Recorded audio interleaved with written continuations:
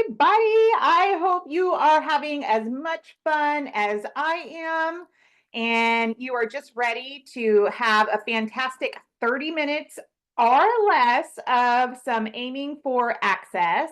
Hi, Melanie. Thanks so much for dropping in chat. Y'all feel free to chat it up. So, for those of you who don't know me, hi, let's be friends. Let's learn together. My name is Michelle Soriano, and I am a professional learning specialist at CAST. And I work on the accessibility team.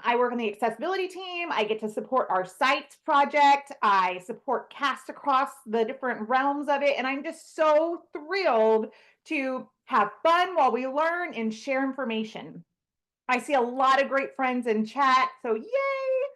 Today, it is all about quick learns. How are we creating accessible social media? And I'm going to be sharing that with you all, really talking about how my colleague and friend Kelly Suding and I decided to start creating some, I guess, real like short videos so that we can share information. If you wouldn't mind in chat, will you just give me a thumbs up if you're able to see my aiming for access screen? I want to make sure I'm sharing the right screen with you. Awesome. Thank you so much, Sarah. Appreciate that. All right, y'all. So let's get started. I am Michelle Soriano. I'm a professional learning specialist. I have done all kinds of roles and responsibilities in the world of education. I've been a general education teacher, a special education teacher, a campus administrator. I've been a behavior specialist admin, and I'm in Texas, y'all, if you couldn't tell. And so in Texas, we have service centers. And so I was able to work at two amazing service centers across Texas, all around inclusive practices. And I will tell you that it does not matter if you are a high school teacher or teaching early childhood or an administrator. Everybody needs accessible information. And so when we're thinking about designing social media, we need to make sure students, we need to make sure parents, we need to make sure our colleagues, everybody can access it. So let's get started. So we always want to start by rooting ourselves with our why. We know that at CAST, we firmly believe in the Universal Design for Learning framework. And y'all, the UDL framework is an approach to how you're designing, how you're improving and optimizing the design of teaching and learning for all. And we do that by setting rigorous goals, anticipating those barriers, and proactively designing to minimize those barriers. And y'all, it is the same whether you're an adult learner, whether you're a child learning, we all have variability. Variability is the norm, not the exception. And so, if that variability, we all take in information differently, is the norm, we also have to be thinking about how are we putting information out? How are we making sure that we're designing in a way that's meaningful for others? And so, our why with engaging in really short videos, the TikTok reels or the Instagram videos, was really to think about, okay, when you need to find information quick or you want just a brief overview, what is it that you use? Where do you go for your info? I'm a TikToker. I know. I'm an Instagrammer. I go to LinkedIn. I look for short videos. If I need to know how to create a recipe, boom, I'm going there and I'm going to look for information that is quick and easy to understand. As a matter of fact, I made beef vegetable soup yesterday from a TikTok recipe. So we had that same concept. We wanted to provide information in really short spurts. We wanted to make sure that we are able to design for any possible barriers. We wanted to make sure that we were focused on a small bit of information. And y'all, let's just be real. We ain't got time for that, right? We don't have time to sit for hours and hours and hours to get information. Our time is very limited, whether we are in the field, whether we're a mom at home with our kiddos, whether we're a dad, it doesn't matter. We know that we don't have a lot of time. So we have to leverage the time that we do have.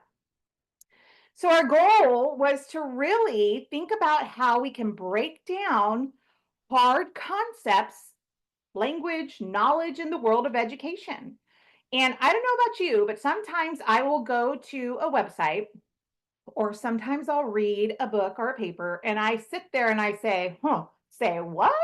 What in the world are they trying to say? I don't understand.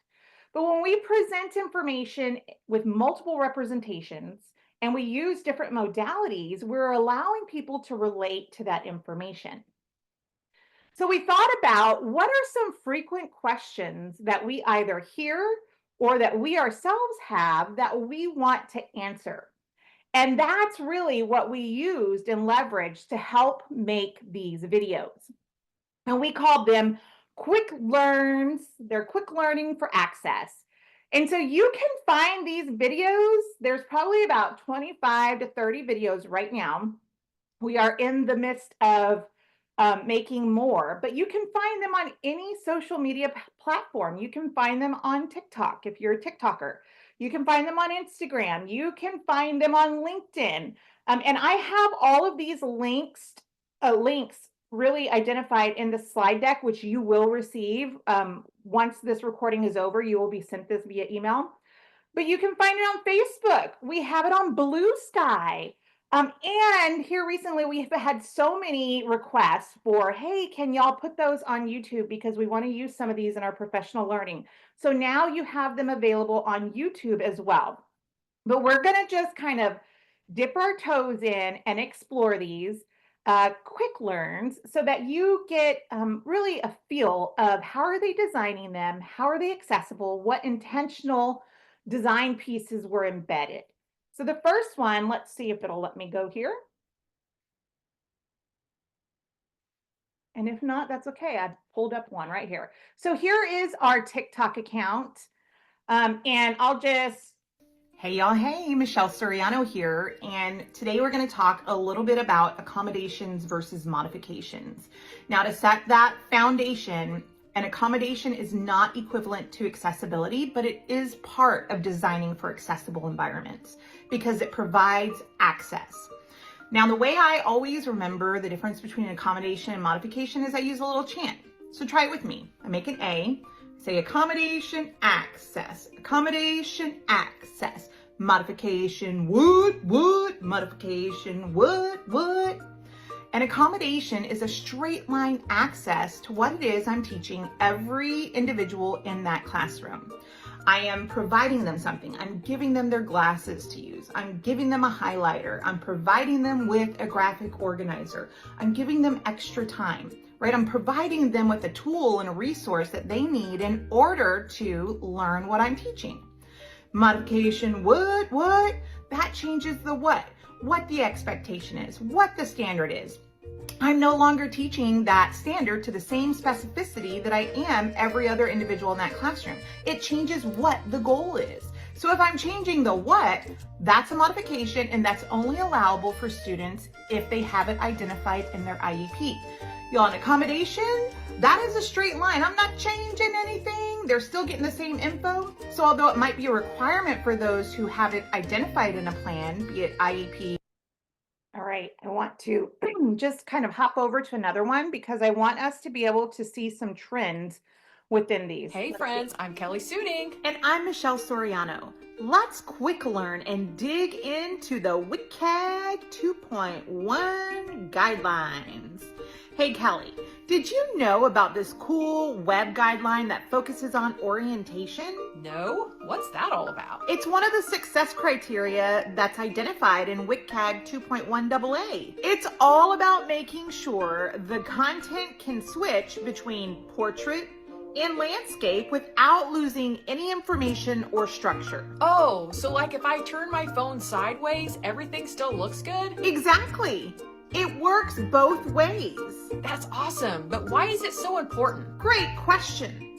First, it addresses dexterity needs. Now, y'all, think about individuals who might have trouble using their hands and have their devices set or mounted in a specific way. They can still use it without any problems. And for people with low vision, they can switch to landscape to make the text bigger and easier to read. Yep, it's all about making content accessible for all learners. All right, and we'll do one more here just so that you can kind of see. Let's just do this one. Hi, friends. I'm Michelle Soriano. And I'm Kelly Suding. Let's quick learn on how to create accessible content for all learners by using the mnemonic slide. So, to help you remember these practices, our amazing friend and colleague Luis Perez created the acronym SLIDE, and that stands for Styles, Links, Images, Design, and Evaluation. So let's talk about that S today. Did you know that section headings are more than just bold text or bigger fonts? That's right. Section headings are so crucial, y'all, especially for individuals who are using screen readers and want to navigate through the document. Yeah, and screen readers can jump directly between headings, helping students quickly find what they need, saving them tons of time. But here's the catch. Not all headings are created equal. You can't just make them bold or bigger. You have to apply the right heading style. You got that right. And when it comes to slide decks, slide titles work the same way. They help guide our students through the presentation. All right, so you'll be able to see that there are several things that were embedded into those three examples. And y'all, I could have pulled up any different example. We have videos on the WCAG, the Web Content Accessibility Guidelines. We have videos on, well, you saw one on accommodations, modifications. We even have tips and tools, like how can you have flexible seating in a classroom. So the sky's the limit in terms of what content we're producing based on the information that we're receiving. But you're going to see that within all of these videos here, there were some things that were pretty consistent. In chat, I want to invite you. What did you notice about those videos? What accessibility features, what things that were common in each of those videos did you see?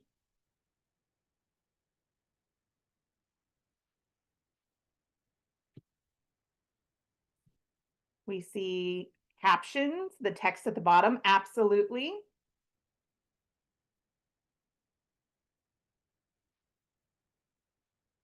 Repetition, yes.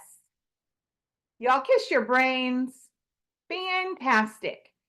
Upbeat positivity, but there are some other things that were intentionally designed, and you're going to see that it was a very consistent format. When we started planning this, we said, okay, we want this to be a very consistent format. We want to start with, the information on what we're going to be talking about. We want to follow it with, we tried to keep it at like a minute or 2 minutes of info. Sometimes we did go over just a bit, but we wanted to have the same intro, the same outro. We wanted to make it very consistent. We wanted that repetition to be there. We also leveraged music. Now, we had to be very intentional with this music, and we had to pick some that wasn't going to make it overbearing.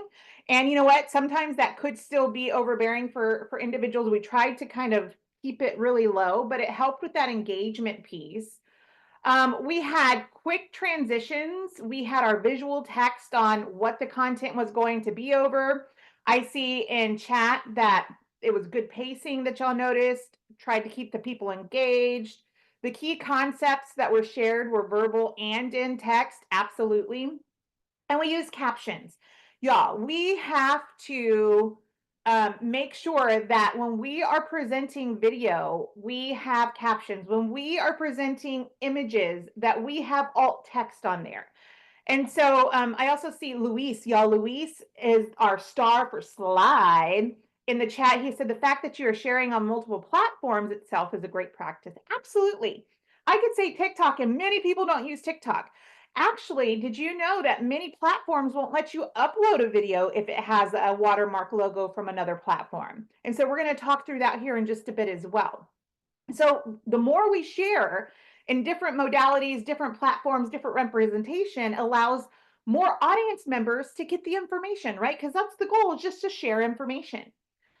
We read aloud text and visuals, and then we use consistent hashtags whenever we posted. So when we first started looking at ways that we wanted to share the information, we thought about the space of the context of the information that we were creating. And we went and we researched the most used hashtags that would be associated with that content.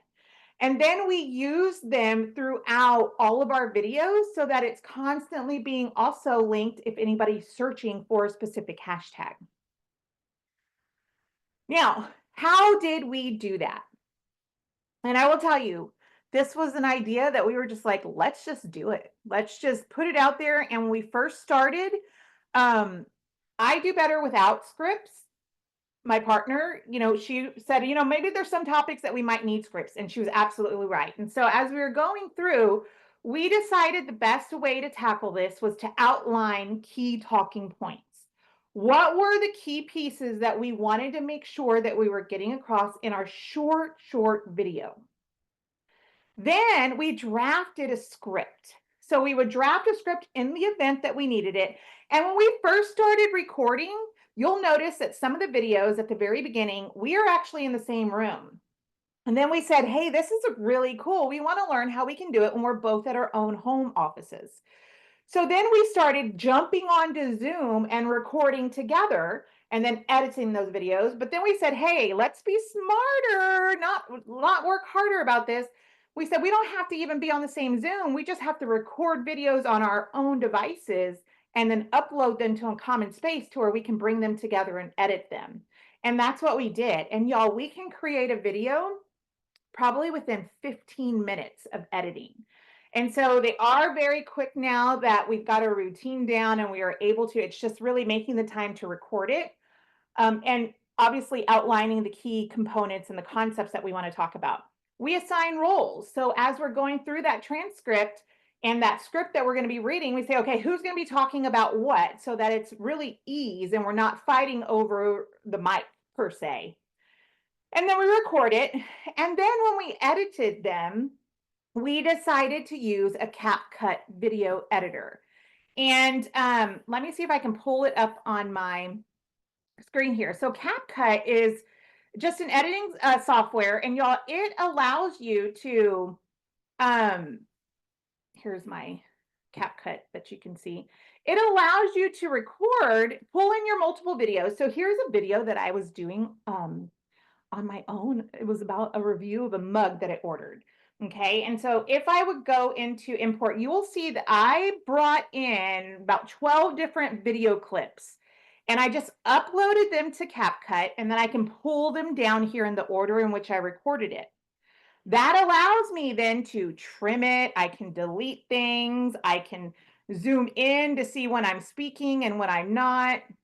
But then right up here are all of the different functions that I can then look at. It will allow me to automatically generate captions. So if I go through and I don't know if it's going to let me since they already have them on here, but I click generate and then I can actually go and I can choose the captions that the format that I want to use. And there are tons of formats. And we use the framing one just because it gives that background and that contrast that's needed to be able to easily see. But this is a platform that will allow you to embed those open captions in there. I can add in music. I can make sure that the flow is appropriate. And then I can export it and I can post it on any platform that is needed. Now, one thing that we also notice is that not every platform wants a logo. So we also then decided, hey, we want to go to Snaptic, which is a free software that you can then upload. Let's say you have it on TikTok, but you want to remove that TikTok watermark. I can paste the link right here in Snaptic, and then download it, and it gives me the video link without any watermark on it. So now I can take that exact same video and I don't have to worry about it having the TikTok logo where it's not allowed, or it won't be blocked on LinkedIn or anything like that. Now I can take that video and share it across even more platforms so that everybody has availability of that. All right, so now let's just think about some of those topics that you would like to see videos about. What are some topics that are really hard to understand and you think, hey, that might be really cool if we had a video explaining this? Drop it in the chat because we're always looking for opportunities to create more accessible content so that we can share it with everyone. I'm just going to give a hot moment in case anybody has any ideas. Share your best thought. Fire away. And do we have any questions about the content, about the process, about the why behind these accessible social media? I love it. We have a breakdown of the IEP and its sections and AEMing considerations. Yes. Supports for writing in multiple means. Oh my goodness, Heidi, I was a writing teacher. Yes, yes, yes. You kind of mentioned it in one or more of your examples, but why accessibility is for everyone. Yes. And so when we think about, and Jana, it's so great to have you on here. When we think about accessibility, right? Accessibility is helping everybody be able to access, engage with, interact with, understand the content in whatever means is necessary for them. So even breaking that down further would be awesome. Absolutely. Yeah, Chandra, the question is, are you able to do closed captions versus open caption? With the videos that we're posting, we're only able to embed the open captions because not all platforms that we're uploading it to, such as TikTok, we have a really hard time engaging the closed captions in there. And so just the way that we have found to make sure that it is there is by the open, but we will definitely continue to explore. We're very new at this, I guess you would say, and definitely not experts, but I too could agree that sometimes those captions can be distracting as well. Communication Bill of Rights. Yes, these are all great, great ideas, y'all. Keep them coming. And if there's like one that you say, hey, we want to join in on that one, let's do it together. Let's share this information. Accessibility spotlights. Individuals telling their own stories about how and why they use accessibility tools and techniques. Yes, Sherry. Love that. All right, y'all. Well, what you can expect now is once we finish this, we will send you this slide deck to where, and as a matter of fact, let me see if I can post it into chat really quickly. It does not have, I cannot put it's a naked link. Y'all, naked links are those really long ones that are A, B, C, D, 1, 2, 3 equal. So what I'll do is let me go ahead and send this to y'all via the registration that y'all have in order to get into this webinar. And you will have this slide deck with all of those links so that you can explore. You will have the videos. Feel free to leverage them, to use them, to share them. And of course, if you have any ideas, any suggestions, let us know. We are happy to partner with you or to get on that wagon and create those. So thanks for joining me for 30 minutes or less for Aiming for Access on Quick Learns. Y'all have a great rest of the week. Bye, y'all.